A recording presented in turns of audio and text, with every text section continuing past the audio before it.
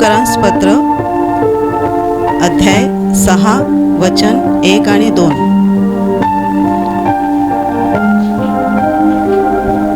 मी वाचते, तुम्ही लक्ष द्या। तर आता आपण काय म्हणावे? कृपा वाढावी म्हणून आपण पापात राहावे काय? कधीच नाही। जे आपण पापाला मेलो ते आपण ह्यापुढे त्यात कसे राहणार? हालेलुया, हालेलुया, हालेलुया, हालेलुया, हालेलुया।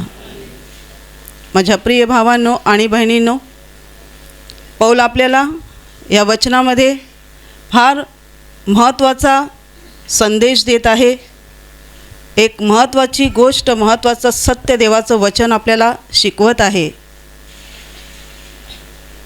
पौल म्हणतो की तर आता आपण काय म्हणावे? कृपा वाढावी म्हणून आपण पापात राहावे काय? कधीच नाही। जे आपण पापाला मेलो ते आपण ह्यापुढे त्यात कसे राहणार? हालेलुया, हालेलुया, हालेलुया, हालेलुया, हालेलुया। माझ्या प्रिय भावांनो आणि बहिणींनो, आपल्याला या जगाचा इतिहास, या जगाची निर्मिती देवाने कशी केली, देवाने माणसाला कसं घडवलं, देवाने या सृष्टीची निर्मिती कशी केली, माणूस देवापासून कसा दूर गेला, खरा इतिहास बायबलच्या दृष्टीने।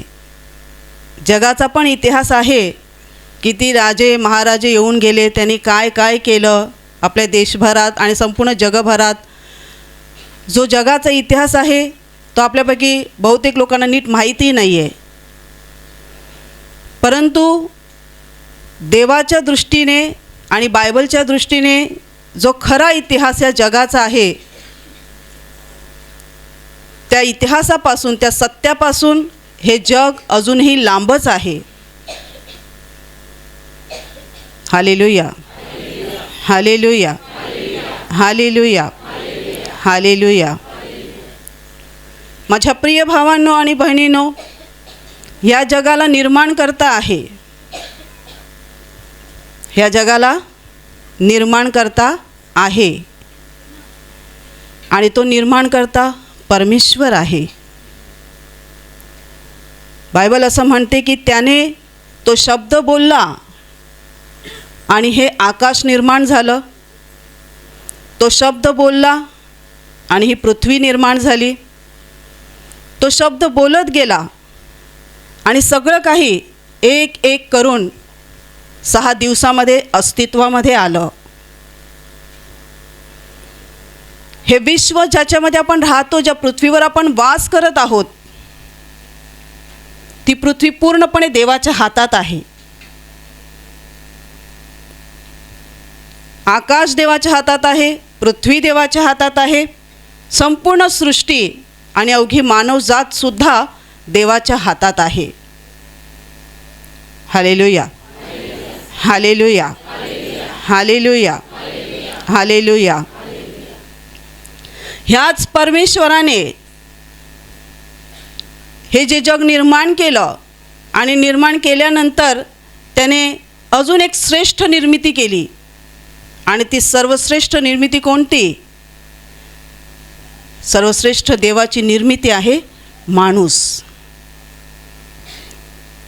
आकाश आणि पृथ्वी ही सर्वश्रेष्ठ निर्मिती नाही आहे देवाची। जरी आपल्याला हे सगळं आकाश मोठं, आभाळ एवढं मोठं विशाल आभाळ आपण पाहतो, ही एवढी मोठी पृथ्वी आपण पाहतो, ही पृथ्वी आपल्याला काय सगळी दिसत नाही।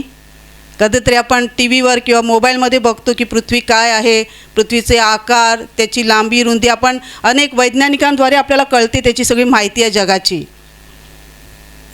एवढा मोठा समुद्र, तो समुद्र केवढा मोठा आहे। आपण ज्या ज्या गावात राहतो, जर तुमच्या गावात समुद्र असेल जर तुम्हाला समुद्र तुमच्या गावही असेल तर तुम्ही समुद्रा ठिकाणी गेल्यानंतर आपल्याला त्याची जी विशालता पाहून आपल्याला एवढं आश्चर्य वाटते, तर तो समुद्र आहे केवढा मोठा. देवाने जे सगळं निर्माण केलेलं आहे खूप महान, सुंदर, अतिशय सुंदर असं देवाने बनवलेलं आहे. पण देवाची सर्वश्रेष्ठ कृती कोण आहे? फक्त आणि फक्त माणूस आहे. कारण माणसाला देवाने स्वतःसारखं बनवलं, स्वतःच्या प्रतिरूपासारखं बनवलं. जसा तो विचार करतो, जशा त्याला भावना आहेत, जसं त्याला जाणवते, त्याला जशी त्याच्याकडे जसं ज्ञान आहे, तो जसा ज्ञानाने आणि बुद्धीने भरलेला आहे आणि तो जसा स्वभावशील आहे, तसं देवाने माणसाला निर्माण केलेलं आहे. हालेलुया, हालेलुया, हालेलुया, हालेलुया. माझ्या प्रिय भावांनो आणि बहिणींनो, ही सर्वश्रेष्ठ निर्मिती देवाने निर्माण केली, माणूस. आणि आपल्याला माहीत आहे देवाने पहिला माणूस बनवला होता, त्याचं नाव आदाम आहे. आणि हा आदाम देवाने बनवला. आणि माझ्या प्रिय भावांनो आणि बहिणींनो, देवाने सगळं काही चांगलं आणि चांगलं बनवलेलं होतं. देवाच्या मनात काहीतरी चांगलं होतं, उत्तम होतं. बायबल तर आपल्याला असं शिकवते की देवाने जे काही बनवलं ते सगळं त्याने निर्माण केलेल्या माणसाच्या खातीर, म्हणजे माणसासाठी बनवलं होतं. आकाश आपल्यासाठी बनवलं, पृथ्वी आपल्यासाठी बनवली, समुद्र आपल्यासाठी बनवला, पशुपक्षी, प्राणी, जनावरं, जीवजंतू, जे काही आपण बघतो, आपल्या डोळ्याने दिसते नाही दिसत, सगळं काही आपल्या देवाने आपल्यासाठी बनवलेलं आहे. हालेलुया, हालेलुया, हालेलुया, हालेलुया, हालेलुया. माणसाच्या मनात आलं की त्याला माणूस बनवायचा होता, पण माणसाला बनवण्या अगोदर त्याने अखंड विश्वाची निर्मिती केली आणि नंतर त्याने त्याच्या मनात ठरवलेल्या व्यक्तीला, मनुष्याला बनवलं. त्याने माणसाला बनवलं मातीने, मातीचा पुतळा घेऊन, त्याचा स्वतःचा श्वास फुंकून देवाने मनुष्याला बनवलेला आहे. माणूस माकडापासून बनलेला नाही आहे. माणसाला घडवणारा, बनवणारा, निर्माण करणारा परमेश्वर आहे. हालेलुया, हालेलुया, हालेलुया, हालेलुया, हालेलुया. माझ्या प्रिय भावांनो आणि बहिणींनो, परंतु हे सुंदर नातं, देवाचं आणि मानवाचं सुंदर नातं ह्या जगामध्ये अस्तित्वात आलं 6000 वर्षांपूर्वी. देवाने माणूस बनवला. देव त्रैक्य स्वरूपामध्ये अस्तित्वात होता, आहे, तो युगानुयुग असणार आहे. त्याला नाही आदी आहे, नाही त्याला अंत आहे. तो होता, आहे आणि असणार आहे. पण माणसाला आदी आहे.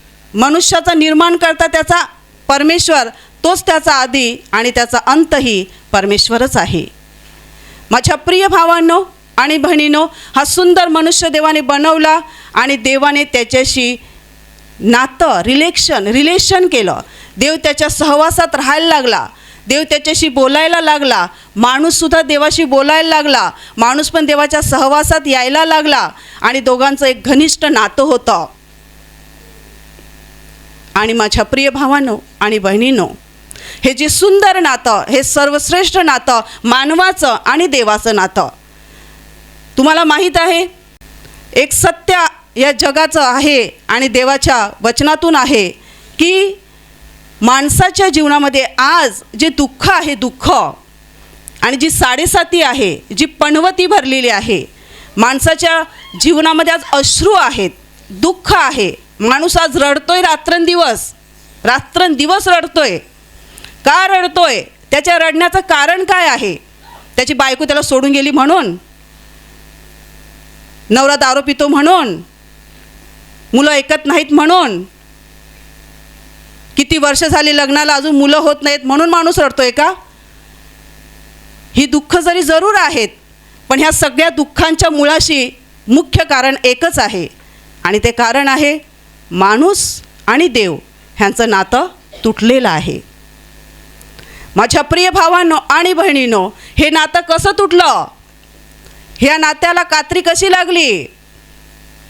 देवाने हा पहिला माणूस त्या एदेन बागेत ठेवला होता, ज्याला देवाने एक आज्ञा दिली होती, जी आज्ञा त्याला पाळायची होती. एकुलती एक आज्ञा त्याला पाळायची होती, जास्त त्याला काही करायचं नव्हतं. ती एक आज्ञा पाळली नाही आणि म्हणून आज माणसाला राबावं लागते, एवढे कष्ट उचलावे लागतात, एवढी मेहनत करावी लागते, किती काय करावं लागते जीवन जगण्यासाठी.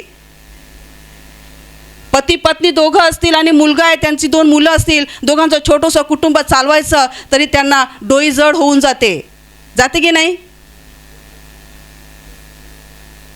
एवढं छोटंसं कुटुंब पण आपल्याला चालवायला जड जाते. पण देव म्हणतो तुम्हाला एवढं सगळं काही करायची गरज नव्हती. देवाने माणसाला एकच आज्ञा दिली होती, फक्त ह्या मधल्या भागी जे झाड आहे त्याचं फळ तू खाऊ नको बस.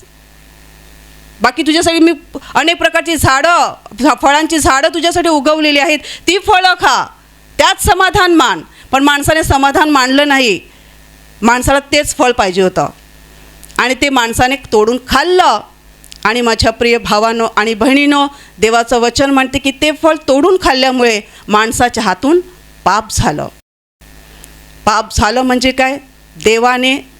माणसाने देवाचं नाही ऐकलं, तर ते त्या सैतानाचं ऐकलं, ज्या सैतानाने त्याला फसवलं होतं ते फळ खाण्याविषयी, आणि त्याने त्या सैतानाचं ऐकून ते फळ खाल्लं. आणि माझ्या प्रिय भावांनो आणि बहिणींनो, हे पाप झाल्यानंतर माणूस आणि देव ह्या दोघांच्या नात्याला कात्री लागली. माणूस आणि देव ह्या दोघांमध्ये जे सुंदर नातं होतं त्याला कात्री लावणारं पाप आहे, त्याला तोडणारं पाप आहे. देवापासून माणसाला विभक्त करणारं फक्त आणि फक्त पाप आहे, बाकी दुसरं काही कारण नाही. हालेलुया, हालेलुया, हालेलुया, हालेलुया, हालेलुया. आणि हे पाप वाढत गेलं. आदमापासून तर माझ्या प्रिय भावांनो आणि बहिणींनो, नोहाच्या काळापर्यंत हे पाप वाढलं. पापाला एवढा ऊत आला की देवाला ते पाप सहन झालं नाही. आणि आपण वाचतो जुन्या करारामध्ये की देवाने त्या काळामध्ये मोठा जलप्रलय आणून त्या काळच्या जगाचा नाश केला, कारण खूपच पाप वाढलं होतं. म्हणून देवाने त्या काळच्या जगाचा पाण्याने नाश केला, मोठा जलप्रलय घडवून आणला. हालेलुया, हालेलुया, हालेलुया, हालेलुया, हालेलुया. माझ्या प्रिय भावांनो आणि बहिणींनो, परंतु तो जलप्रलय झाल्यानंतरसुद्धा पाप थांबलं नव्हतं. पाप चालूच राहिलं, चोऱ्या चालूच राहिल्या, खोटं बोलणं, व्यभिचार, खून करणं, बलात्कार वगैरे वगैरे जे काही माणसं आज या जगामध्ये पाप करत आहेत, ही पापं चालूच राहिली, वाढत राहिली. आणि माझ्या प्रिय भावांनो आणि बहिणींनो, पापं तर वाढतच होती. देवाला वाटलं की हा जलप्रलय केल्यानंतर पाप थांबेल. देवाला वाटलं की हा जलप्रलय घडून आणल्यानंतर माणूस भियेल, घाबरेल मला, पण नाही घाबरला माणूस. एवढ्या मोठ्या जलप्रलयातून वाचल्यानंतरसुद्धा पाप या जगामध्ये सुरूच राहिलं. आणि माझ्या प्रिय भावांनो आणि बहिणींनो, मग ह्या पापाला अडवायचं कसं आणि हे पाप थांबवायचं कसं? आणि म्हणून देवाने योजना आखली, आणि ती योजना अशी होती की मी माणसावर दया करणार, माणसावर कृपा करणार, माणसावर मी प्रेम करणार, आणि प्रेमाने मी माणसाला माझ्या वेंगेत घेणार, कृपेने त्याच्या कृपा करणार, दया करणार. कारण माझ्या शिक्षेने, मी केलेल्या दंडाने माणूस माझ्यापासून दूरच चालला आहे, पापातच वाढत चाललेला आहे. म्हणून मी माणसाला नष्ट करणार नाही, तर मी माणसाला वाचवणार, माणसाला मी तारणार, त्याचं तारण करणार, त्याला मी वाचवणार, त्याला नष्ट करणार नाही. म्हणून देवाने ठरवलं की मी आत्ता माणसावर क्रोध करणार नाही, तर माणसावर कृपा करणार, दया करणार, प्रेम करणार. हालेलुया, हालेलुया, हालेलुया, हालेलुया. आणि ही कृपा त्याने आपल्यावर कुणाच्याद्वारे केली? देवाचं वचन म्हणतं कृपा व सत्य ही येशू ख्रिस्ताच्या द्वारे आपल्या जीवनामध्ये आलेली आहेत. देवाने त्याचा पुत्र येशू ख्रिस्त ह्याला या जगामध्ये पाठवलं, आणि त्याने काय केलं? त्याने आपली तीच पापं, जी आपण अनेक पाप आपल्या जीवनात केली होती. मुख्य पाप आहे देवाचं न ऐकणं. जेव्हा आपल्या मनात विचार येतात, पाप करण्याविषयीचे विचार कुठे येतात? इकडे येतात. देव आपल्याला सांगतो बघ हे पाप आहे, हे चुकीचं आहे, हे वाईट आहे, करू नको. पण आपण आपल्या बुद्धीचं ऐकतो, आपण आपल्या मनाचं ऐकतो, आणि मग ती गोष्ट करून बसतो, आणि ते पाप होऊन जातं आपल्या देहाने, आपल्या शरीराने. पण मुळात आपण आपल्या मनात देवाचं ऐकत नाही, आपण सैतानाचं ऐकतो. कारण एका बाजूनं देव बोलत असतो आणि दुसऱ्या बाजूनं सैतान पण बोलत असतो.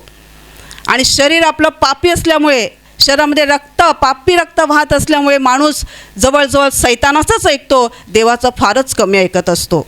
हालेलुया, हालेलुया, हालेलुया, हालेलुया, हालेलुया, हालेलुया. आणि माझ्या प्रिय भावांनो आणि बहिणींनो, देवाने त्याचा पुत्र येशू ख्रिस्त ह्याला या जगामध्ये पाठवलं आणि त्याच्याद्वारे देवाने आपल्याला सगळ्या पापापासून मुक्त केलेलं आहे.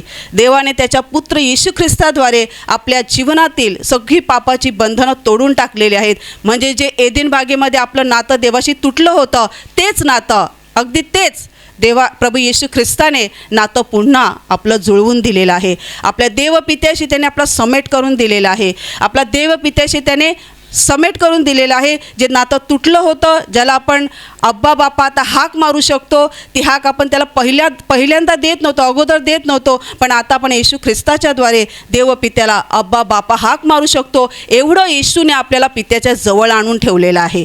हालेलुया, हालेलुया, हालेलुया, हालेलुया, हालेलुया, हालेलुया. माझ्या प्रिय भावांनो आणि बहिणींनो, ही कृपा, हे सत्य आपल्या जीवनामध्ये येशूच्या द्वारे आली आणि आत्ता आपल्याला समजलेलं आहे की आपण पापं केलेली आहेत आणि आपल्या पापांमुळे आपल्या जीवनामध्ये सगळं काही वाईट आलेलं आहे. आणि जेव्हा आपण येशूकडे आलो आणि येशूवर विश्वास ठेवला, तेव्हा आपण आपल्या पापांचा पश्चाताप केला. आपल्या पापांपासून आपल्या पापांसाठी आपल्याला वाईट वाटलं आणि जेव्हा आपण खऱ्या हृदयाने पश्चाताप केला, तेव्हा येशूने सुद्धा त्याचं पवित्र रक्त जे क्रूसावर 2000 वर्षांपूर्वी वाहिलं होतं, त्या रक्तात त्याने आपली पापं धुवून काढलेली आहेत, पुसून काढलेली आहेत आणि त्याने आपल्याला पूर्णपणे धर्मी आणि नीतिमान बनवलेलं आहे. हालेलुया, हालेलुया, हालेलुया, हालेलुया, हालेलुया, हालेलुया. आता आपण पापी नाही आहोत. देहात आपण पापीच आहोत, पण आत्म्यात आपण पापी नाही आहोत. प्रभू येशू ख्रिस्ताच्या द्वारे देवपित्याने आपल्याला नीतिमान केलेलं आहे. आपल्याला त्याने श्वेत वस्त्र, नीतिमत्वाची वस्त्र आपल्याला त्याने घातलेली आहेत. हालेलुया, हालेलुया, हालेलुया, हालेलुया, हालेलुया, हालेलुया. मग माझ्या प्रिय भावांनो आणि बहिणींनो, हा जो तुमचा नवीन प्रवास सुरू झालेला आहे, ह्या प्रवासामध्ये तुम्ही नीट चालत आहात का? हा जो प्रवास तुम्ही सुरू केलेला आहे, ह्या प्रवासामध्ये तुम्ही नीट चालत आहात का? ज्या देवाने तुम्हाला ज्या ज्या पापातून बाहेर काढलेलं आहे, ती पापं तुमच्या जीवनामध्ये अजून चालू आहेत का? अजून तुमच्या जीवनामध्ये जुनं पाप जे तुम्ही सोडलं, ते पाप तुमच्या जीवनामध्ये अजून चालू आहे का? कारण हे वचन आपल्याला सांगत आहे. तर आपण आता काय म्हणावं? कृपा वाढावी म्हणून आपण पापात राहावे काय? कारण पौलाने हे अगोदर समजावून दिलेलं आहे की जेव्हा पापं वाढली, तेव्हा देवाने बघितलं की पापं तर वाढतच आहेत. मी एवढा मोठा जलप्रलय केला, पण माणसं पापं काही करायचं सोडत नाही आहेत. मग जेव्हा पापं वाढली, तेव्हा देवाने पण ठरवलं, आता मी माणसाला शिक्षा नाही करणार, तर माणसाला दयाच करणार. माणसाला सैतान भूलथापा देऊन, वासनेत ओढून, पापात ओढून पापं करायला लावत होता आणि म्हणून माणसांची पापं वाढत होती. जशी माणसं वाढत होती तशी पापं पण वाढत होती. आणि देवाने पाहिलं की माणूस मी घडवलाय, मी बनवलाय, मी त्याला जिवंत ठेवतो, मी त्याचा सांभाळ करतो आणि दुष्ट सैतान मात्र त्याला जसा पाहिजे तसा वळवतोय, जसं पाहिजे तसं त्याच्या हातून करवून घेतोय. देवाने पाहिलं आणि मग देवाने ठरवलं, मी पण मागे नाही पाहणार. मी तर त्याचा निर्माण करता आहे माणसाचा. मी तर माणसाचा बाप आहे. मी माणसाच्या जीवनात पापं वाढत असलेली जरी बघत आहे, तरी पण मी मागे नाही वळणार. मी सुद्धा माझी दया वाढवणार, माझी कृपा वाढवणार, माझं प्रेम अजून वाढवणार. जेवढा माणूस पाप करेल तेवढी माझी कृपा त्याच्यावर वाढत जाईल, माझी दया त्याच्यावर वाढत जाईल. अशासाठी की माझी दया, माझं प्रेम पाहून तरी माणसाने माझ्याकडे वळावं आणि हा पापी मार्ग सोडावा, हा वाईट मार्ग सोडावा. हालेलुया, हालेलुया, हालेलुया, हालेलुया, हालेलुया. देव म्हणतो मी कृपा वाढवत जाणार, मी दया वाढवत जाणार. आणि बायबल असं म्हणतं की हा कृपेचा काळ आहे, हा काळ कृपेचा आहे. म्हणून आज आपण देवाच्या घरात येतो, येशूच्या घरात येतो, पापांची क्षमा मागतो. आपण किती कालच्या रात्री जर आपल्यातून काही वाईट चुकीचं झालं असेल, कालच्या दिवसात, गेल्या आठवड्यात, एक महिन्याभरात आपल्यातून काही पापं झाली असतील, तरी आपण येशूकडे आल्यानंतर आपल्याला त्याची क्षमा मिळते, आपल्याला देवाची दया मिळते. हालेलुया, हालेलुया, हालेलुया, हालेलुया, हालेलुया. दया आपल्याला मिळत आहे, कृपा आपल्याला मिळत आहे. का मिळत आहे कृपा? कारण हा कृपेचा काळ आहे. देव म्हणतो मी कृपेवर कृपा वाढवत जाणार. माझ्या पुत्राच्याद्वारे मी जे दान माणसाला दिलेलं आहे त्यात मी अजून भर घालणार, अशासाठी की मला अजून आत्मे स्वर्गासाठी गोळा करायचे आहेत, अजून मला माणसांचं तारण करायचं आहे. मी निर्माण केलेला माणूस मला नरकात जाऊ द्यायचा नाही आहे. म्हणून देवाने सुद्धा खूप सहनशीलता धारण केलेली आहे. म्हणून माझ्या प्रिय भावांनो आणि बहिणींनो, जेव्हा आपण येशूकडे येतो आणि अनेक वेळा आपण चुकतो, पडतो, तरी देव आपल्याला सोडत नाही, सोडून देत नाही, टाकून देत नाही. देव आपल्यावर पुन्हा दया करतो, देव आपल्यावर पुन्हा कृपा करतो आणि म्हणतो, मुला मी तुला क्षमा करतो, तू उठ आणि पुन्हा एकदा आपल्या पापांसाठी पश्चाताप कर. माझी दया तुझ्यासाठी प्राप्त आहे, माझी दया, माझी कृपा तुला आत्ताही प्राप्त आहे. मी तुझ्यावरची दया कमी करणार नाही, कारण माझी इच्छा नाही आहे की तू त्या नरकामध्ये जावास, माझी इच्छा नाही आहे की तू त्या नरकात जावीस. हालेलुया, हालेलुया, हालेलुया, हालेलुया, हालेलुया, हालेलुया, हालेलुया. पौल म्हणतो कृपा वाढते देवाची दया आपल्याला मिळते. म्हणून आपण पापात राहायचं का? पापात राहायचं का? आपण पाप करत राहायचं? ही कृपा जी आपल्याला आज मिळत आहे ना, ह्या कृपेला पण मर्यादा आहे. मर्यादा म्हणजे लिमिट शब्द सगळ्यांना कळतो. लिमिट आहे, लिमिट. आज तुम्ही देवाच्या घरात आलात, कालच्या रात्री तुम्ही घरातून निघताना कदाचित घरात भांडण झालं असेल, रागाच्या भरात तुम्ही बायकोला थोबाडीत मारली असेल, किंवा मुलांना पण मारलं असेल, किंवा तुम्ही दारू पिऊन पण आला असाल, प्रार्थनेला येता तरी पण दारू पिली असेल, किंवा अजून काही पाप तुमच्याकडून रात्रीच्या दिवसात, कालच्या रात्रीत घडलं असेल, किंवा गेल्या आठवड्यात घडलं असेल. पण तुम्ही आज प्रभूच्या चरणाशी आलेला आहात.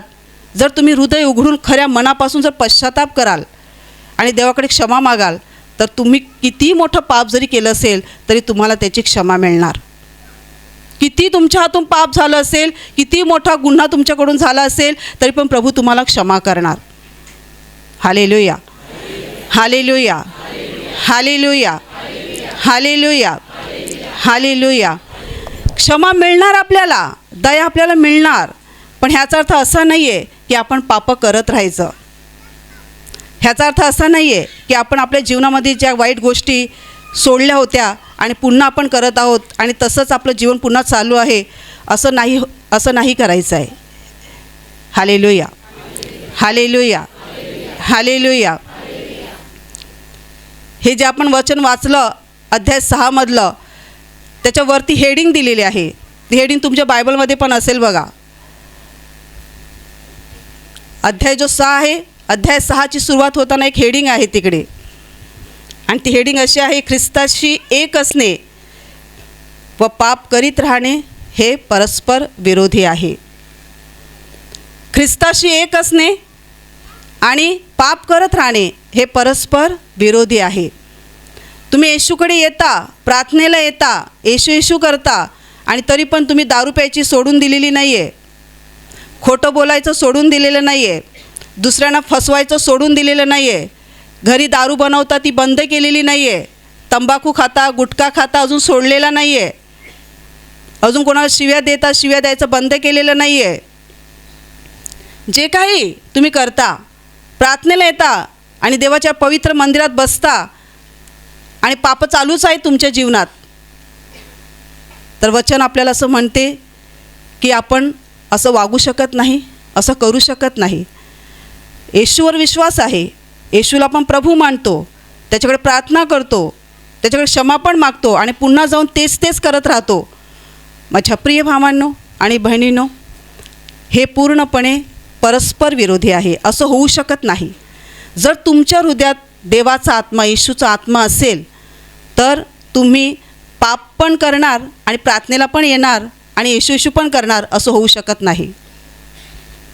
असं होऊ शकत नाही. दारू पण पित राहणार आणि येशू येशू करत राहणार, असं होऊच शकत नाही. ज्याच्यात पवित्र आत्मा आहे देवाचा, तो आपल्याला पापापासून दूर राहायला सांगतो. देवाचा आत्मा देवाने, येशू ख्रिस्ताने आपल्याला ह्यासाठीच दिलेला आहे की आपण पापापासून शुद्ध होत राहावं. आपल्या जीवनामध्ये जी पापं आहेत ती एका दिवसात बाहेर निघणार नाही आहेत. ती हळूहळू आपल्या जीवनातून निघून जाणार आहेत. पण ती निघून जाण्यासाठी आपल्याला देवाच्या मार्गदर्शनाची आणि देवाच्या शक्तीची गरज आहे, त्याच्या कृपेची गरज आहे. आणि ती सगळी कृपा शक्ती देवाने त्याचा पवित्र आत्मा आपल्याला देऊन आपल्याला दिलेली आहे. आणि जर तुमच्याकडे देवाचा आत्मा आहे तर तुम्ही येशू येशू करत असताना, येशूकडे प्रार्थना करत असताना, देवाच्या घरात तुम्ही प्रार्थनेला येत असताना पापं पण तुमच्या जीवनात सुरू आहेत, असं होऊ शकत नाही. असं होऊ शकत नाही. हालेलुया, हालेलुया, हालेलुया, हालेलुया, हालेलुया, हालेलुया. जसा 36चा आकडा कसा असतो, 36 कसे असतात, तीन जो आकडा असतो त्याचं तोंड इकडे असतं आणि 6 आकडा असतो त्याचं तोंड इकडे असतं. जेव्हा आपण म्हणतो एखाद्या कोणाचं भांडण चालू झालं असेल, भांडण असेल आणि कोणी एकमेकांशी कोणी बोलत नसेल, एकमेकांचं तोंड पाहत नसेल, तर आपण असं म्हणतो ना, ह्याचा आणि हिचा 36चा आकडा आहे. 36चा आकडा. येशूबरोबर चालणं आणि पाप करत राहणं हे 36च्या आकड्यासारखं आहे. म्हणजे परस्पर विरोधी आहे, असं होऊ शकत नाही. आपल्या जीवनात जर जिवंत देव आहे, त्याचा पवित्र आत्मा आपल्या अंतःकरणात आहे आणि आपण जर स्वर्गाच्या मार्गाने चालत आहोत तर आपल्या जीवनामध्ये पाप असू शकत नाही. ह्याचा अर्थ असा नाही आहे की आपल्या हातून पाप होत नाही आहेत. होतात, पण फार कमी प्रमाणात आणि कधीतरी होतात. पण काही भाऊ बहिणी असे असतात की जे प्रार्थनेला येतात तरी पण पाप करणं सोडून देत नाहीत. हालेलुया, हालेलुया, हालेलुया, हालेलुया. ते वाट बघतात. त्यांना असं पण वाटते की येशू क्षमा करतो ना, येशू दया करतो ना, प्रार्थनेला आल्यानंतर आपल्याला क्षमा मिळते. प्रार्थनेला आल्यानंतर येशूकडे गयावया केल्यानंतर, थोडेसे अश्रू ढाळल्यानंतर येशू आपल्याला क्षमा करतो. पण येशू तुम्हाला का क्षमा करतो? येशू आपल्याला का क्षमा देतो? अशासाठी क्षमा देतो की आपण नरकात जाऊ नये, आपला नाश होऊ नये. म्हणून देव आपल्याला वारंवार क्षमा देतो, वारंवार. पण देवाचं वचन आपल्याला असंही म्हणतं की आपण देवाच्या कृपेचा आणि त्याचा प्रेमाचा विपर्यास करू नये, त्याचा गैरफायदा घेऊ नये. गैरफायदा घेऊ नये. जेवढा आपण गैरफायदा घेऊ त्या बदल्यात आपल्याला जास्त फटके मिळणार आहेत, जास्त फटके. हालेलुया, हालेलुया, हालेलुया, हालेलुया. जुन्या करारातला दावीद राजा, ह्याविषयी तुम्हाला माहिती असेल. हा एक मोठा राजा होऊन गेला, मोठा राजा. ह्या दावीदाचं देवावर फार प्रेम होतं. अगदी लहानपणापासून त्याला देवाची खूप ओढ होती. देवाच्या नियमात चालणं, देवाच्या आज्ञेत राहणं, देवाला खुश करणं हेच त्याचं जीवन होतं. आणि मग तो काही काळानंतर देवाने त्याला राजा बनवलं. आणि राजा बनवलं, राजा बनण्याची सुद्धा त्याची लायकी नव्हती. देवाने त्याला कुठून कुठे आणून बसवलं होतं हे त्याला माहीत होतं. आणि देवाने दाविदाद्वारे फार मोठे विजयही इस्रायलला दिले होते. आणि माझ्या प्रिय भावांनो आणि बहिणींनो, दावीद जरी मोठा देवाचा राजा होता आणि देवाचा लाडकाही होता, देवावर त्याचं प्रेम होतं आणि देवावरही देवाचंही दाविदावर प्रेम होतं. परंतु एक वेळ अशी आली त्याच्या जीवनात की जशी प्रत्येक माणसाच्या जीवनात येते. जी देवाची मुलं असतात त्यांच्या जीवनामध्ये परीक्षेचे प्रसंग येतात. आणि हे परीक्षेचे प्रसंग सैतानाकडून येतात. अशासाठी येतात की आपण त्या परीक्षेमध्ये पडावं आणि देवाविरुद्ध काहीतरी पाप करावं आणि देव आपल्यावर क्रोधित व्हावा. आणि दाविदाच्या जीवनातसुद्धा हा प्रसंग घडला. त्याच्या हातून एक पाप झालं. पाप होतं व्यभिचाराचं पाप. त्याला देवाने बायको दिलेली होती सुंदर, पण त्याने एका दुसऱ्या स्त्रीच्या बाबतीत पाप केलं. आणि त्याने त्या स्त्रीला आपल्या घरी आणून ठेवलं. आणि त्या स्त्रीचा जो नवरा पती होता, त्या पतीला त्याने कपट योजना करून युद्धामध्येच मारून टाकलं, कारण त्याला ती हवी होती. आणि हे पाप त्याने केल्यानंतर देवाचा क्रोध त्याच्यावर मोठ्या प्रमाणात भडकला, मोठ्या प्रमाणात. कारण देवाने त्याला सगळं काही दिलं होतं, काहीच कमी नव्हतं. मग त्याने हे का करावं? जर तुला देवाची ओळख होती, देवावर तू प्रेम करत होता, देवाची तुला एवढी ओढ होती, मग आता तुझी पावलं त्या रस्त्याला का गेली? हे पाप तू का केलं? देवाचा क्रोध त्याच्यावर खूप भडकला. आणि मग देवाने एका नाथान संदेष्टाला त्याच्याकडे पाठवलं आणि त्याच्या पापाची त्याला जाणीव करून दिली की तू असं असं पाप केलेलं आहेस आणि देव तुझ्यावर खूप क्रोधित आहे. आणि माझ्या प्रिय भावांनो, बहिणींनो, जेव्हा दाविदाने हे ऐकलं तोपर्यंत तो धुंदीत होता, त्याला ती नशा होती, त्याला वाटत नव्हतं की मी काय ते चुकीचं वाईट केलेलं आहे. पण जेव्हा नाथान संदेष्टाने येऊन त्याचा पाप त्याला दाखवलं, तेव्हा हा राजा जो मोठ्या सिंहासनावर बसायचा आणि राज्याधिकाराने राहत होता, राज्य चालवत होता, हा मोठा राजा असूनही जेव्हा नाथानाने त्याचं पाप दाखवलं तेव्हा हा राजा नम्र झाला, तो लीन झाला देवासमोर. आणि त्या नाथानासमोर त्याने कबूल केलं की हां, मी पाप केलेला आहे. आणि त्याने या पापाचा फार मोठा शोक केला, मोठा पश्चाताप त्याने केला. बायबल असं म्हणते की 7 दिवस त्याने काहीच न खाता न पिता उपवास करून अंगाला गोंताट नेसून त्याने पश्चाताप केला. पूर्वीच्या काळी असाच पश्चाताप केला जायचा, काहीच खाता न पिता राखेत बसून गोंताट नेसून परमेश्वरासमोर लोक पश्चाताप करायचे.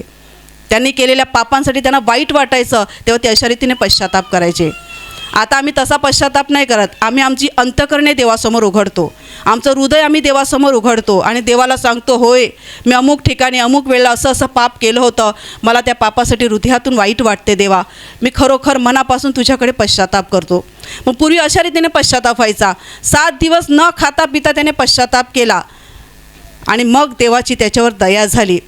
तरी पण देवाने काही गोष्टी त्याला श्राप दिले होते, देव त्याच्यावर भडकला होता, त्या गोष्टी देवाने त्याच्या जीवनात घडवून आणल्या इथपर्यंत की ज्या स्त्रीला त्याने ठेवून घेतलं होतं त्या स्त्रीच्याद्वारे देवाने त्याला मुलगा दिला होता, त्या मुलाला पण देवाने मारून टाकलं. हालेलुया, हालेलुया, हालेलुया, हालेलुया, हालेलुया, हालेलुया.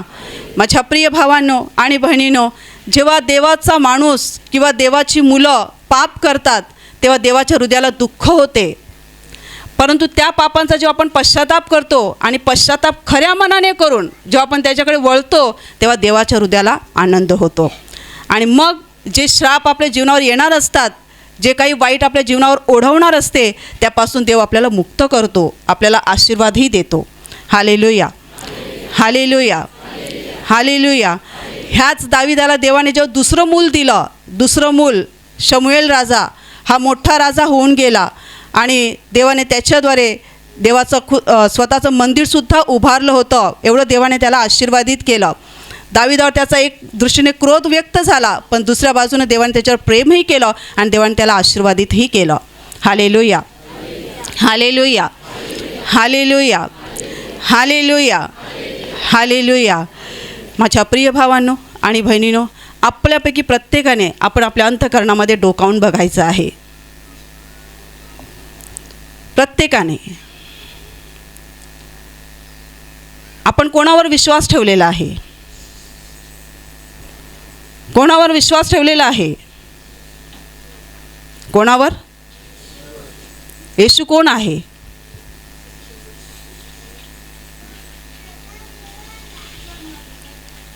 येशू आमचा निर्माणकर्ता, आमचा प्रभू, आमचा जीवनदाता, आमचा तारणारा आणि ज्याच्याद्वारे देवपिता आम्हाला एक दिवस स्वर्गात घेणार आहे, तो आमचा प्रभू येशू आहे. आणि त्या येशूला तुम्ही काय समजता? त्या येशूकडे येणं तुम्हाला किती महत्त्वाचं वाटते? येशूकडे प्रार्थना करणं तुम्हाला किती महत्त्वाचं वाटते? तुम्ही येशूला जो वेळ देता त्या बाबतीत तुम्हाला किती किंमत वाटते त्याची? तुम्हाला काय वाटते? माझ्या प्रिय भावांनो आणि बहिणींनो, ज्यावर तुम्ही विश्वास ठेवता तो कोण आहे? तो तुम्हाला किती महत्त्वाचा वाटतो? त्याच्यावर विश्वास ठेवणं ही काय गोष्ट आहे? त्याच्या नियमांप्रमाणे चालणं हे काय आहे? ते तुमच्यासाठी किती गरजेचं आहे? ह्या बाबतीत तुम्ही गंभीर आहात का?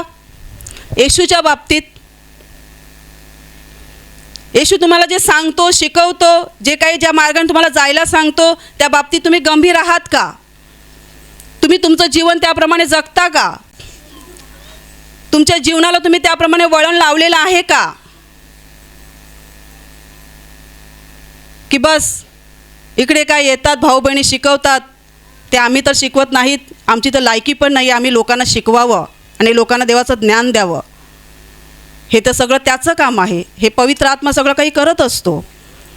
पण जे काही आम्हाला शिकवलं जातं, जे काही आम्हाला सांगितलं जातं, ते आम्ही खऱ्या मनाने, खऱ्या हृदयाने करतो का? आमच्या जीवनात आम्ही बदल करतो का? आमचा जीवन मार्ग आम्ही बदललेला आहे का? आम्ही ठरवलं आहे का की नाही, मी ह्या मार्गाने चालणार, मी ह्या मार्गाने नाही चालणार. मी दारू पित होतो, सोडून दिलेलं आहे, आता मी त्या मार्गाला जाणार नाही. अजून तुम्हाला कोणीतरी काहीतरी भूलथाप घालून, काहीतरी फसून तुम्हाला त्या मार्गाने न्यायचा कोणी प्रयत्न करतोय का? मग तुम्हाला समजायला पाहिजे की हा सैतान आहे जो मला खेचत आहे, हा देव नाही आहे. तो डुक्कर कसा, त्याला किती चांगलं आंघोळ घाला, काही करा त्याच्याबरोबर, चांगलं आणून त्याला मस्त बिछाना झोपवा, तरी जाऊन तो त्या चिखलामध्ये जाऊन लोळायला लागतो. तशी भरपूर लोकांची स्थिती, विशेष करून प्रार्थनेला येणाऱ्या लोकांची स्थिती असते. प्रार्थनेला येतात, प्रार्थना करतात, येशूला हाक मारतात, पण घरी गेल्यानंतर आपलं जीवन ते त्या डुकरासारखं जगतात. हालेलुया, हालेलुया, हालेलुया, हालेलुया, हालेलुया. जर तुम्हाला येशू कळलेला आहे, येशू कोण आहे, येशू माझा कोण आहे आणि येशूसाठी माझं जीवन काय असलं पाहिजे, मी येशूसाठी कसं जगलं पाहिजे, मी येशूसाठी कसं राहिलं पाहिजे, माझ्या जीवनात मी कसं वागलं पाहिजे, माझे विचार कसे असले पाहिजेत, माझं येशूशी काय नातं आहे, मला येशूच्या बाबतीत कसं वागलं पाहिजे, हे ज्याला कळलेलं आहे, ज्याला समजते, तोच खऱ्या रीतीने आपला मार्ग बदलू शकतो, तोच नीट रस्त्याने चालू शकतो. जो म्हणतो मला काय करायचं आहे, येशू बिशू, मला नोकरी मिळाली बस झाली, मला हा आशीर्वाद मिळाला बस झाला, मला ते मिळालं बस झालं, मिळणार, पण तुम्ही इकडेच राहणार, तिकडे जाऊ शकणार नाहीत. येशू तुम्हाला स्वर्गात घेऊन जायला आलेला आहे. येशू तुम्हाला अनंत जीवन द्यायला आलेला आहे. येशू तुमच्या पापांची शिक्षा घ्यायला आलेला आहे. तुम्ही जी सगळी अधर्म केली, सगळी पापं केली, ती सगळी स्वतःवर घेण्यासाठी येशू आलेला आहे. सगळी आपली पापांचं ओझं त्याच्या चरणाशी ठेवून द्या. ओझं घेऊन चालू नका, जगू नका, आणि त्याला आपल्या हृदयात स्वीकारा, खोल अंतःकरणात. कारण तुमचं नातं देवाशी जोडलं जाणं हीच महत्त्वाची गोष्ट आहे, बाकी काही महत्त्वाचं नाही आहे. हालेलुया, हालेलुया, हालेलुया, हालेलुया, हालेलुया, हालेलुया. आशीर्वाद, जीवन, आजारमुक्ती, व्यसनमुक्ती, हे सगळं काही आपल्याला तेव्हाच मिळते जेव्हा आपण आपल्या निर्माणकर्त्याशी जोडले जातो, आपण आपल्या निर्माणकर्त्याशी कनेक्ट होतो, तेव्हाच आपल्या जीवनामध्ये आशीर्वादांचा प्रवाह वाहायला सुरुवात होतो. माझ्या प्रिय भावांनो आणि बहिणींनो, लक्षात घ्या, आपल्यावर प्रत्येकावर, आपल्या प्रत्येकावर कृपा झालेली आहे, कृपा, दया झालेली आहे देवाची. आणि ही कृपा आपल्याला व्यर्थ घालवायची नाही आहे, फुकट घालवायची नाही आहे, व्यर्थ घालवायची नाही आहे. पुष्कळ लोकांना या कृपेचं महत्त्व कळत नाही. देवाची तुमच्यावर कृपा झालेली आहे म्हणून तुम्ही प्रार्थनेला येता, देवाची कृपा तुमच्यावर झालेली आहे म्हणून तुम्ही घरी प्रार्थना करता, देवाची कृपा तुमच्यावर झालेली आहे म्हणून तुम्ही बायबल उघडून वाचता, देवाची कृपा झालेली आहे म्हणून तुम्ही देवाची सेवा करता, देवाची कृपा झालेली आहे म्हणून तुम्ही देवाच्या घरात तुमच्या ऐपतीनं होईल तेवढं तुम्ही दान देता. जे काही तुम्ही करता ते देवाच्या कृपेने तुम्ही करता, तुम्ही स्वतःहून करत नाही, मी स्वतःहून करत नाही. आणि ही कृपा जर आपल्यावरून देवाने काढली तर मग आपण जसे पूर्वी होतो तसे होणार. पाप करणारे, घाण करणारे, अशुद्धता करणारे, व्यभिचार करणारे असे आपण होणार.